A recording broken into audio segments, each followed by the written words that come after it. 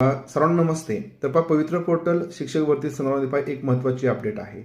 तर पवित्र पोर्टलला फॉर्म आपला सर्टिफाय करण्याची जी मुदत वाढ होती किंवा जी मुदत होती ती आज म्हणजे 8 तारखेपर्यंत होती. परंतु यामध्ये बरेच उमेदवार फॉर्म सर्टिफाय करण्याचे राहिलेले आहेत. त्याच्यामुळे या मुदतीमध्ये वाढ करण्यात आलेली आहे आणि आता ज्या उमेदवारांना नव्याने समजा किंवा ज्यांनी ऑलरेडी किंवा आधी नोंदणी केलेली नसेल तर अशांना सुद्धा नोंदणी करण्यासाठी म्हणजे रजिस्ट्रेशन करण्यासाठी आणि रजिस्ट्रेशन करून आपला फॉर्म सर्टिफाय करण्यासाठी म्हणजे दोन्ही क्रिया करण्यासाठी प्रक्रिया करण्यासाठी 12 तारखेपर्यंत म्हणजे 12 जानेवारीपर्यंत मुदतवाढ दिलेली आहे.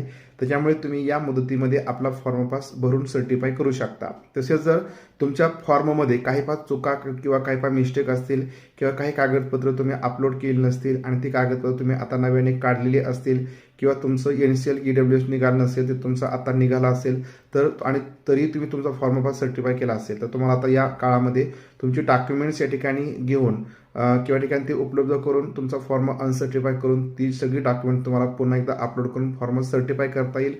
तसेच तुमच्या माहितीमध्ये काही मिस्टेक असतील त्या मिस्टेक सगळ्या तुम्हाला दुरुस्त करून फॉर्म पुन्हा एकदा योग्य त्या बदलासह तुम्हाला सर्टिफाय करता येईल. तर अशासाठीची मुदतवाढ या ठिकाणी तुम्हाला फायदेशीर असेल. त्यामुळे तुमच्या चुका वगैरे बघा आणि जर काही चुका नसतील तर तुमचा फॉर्म अनसर्टिफाय करण्याची गरज नाही.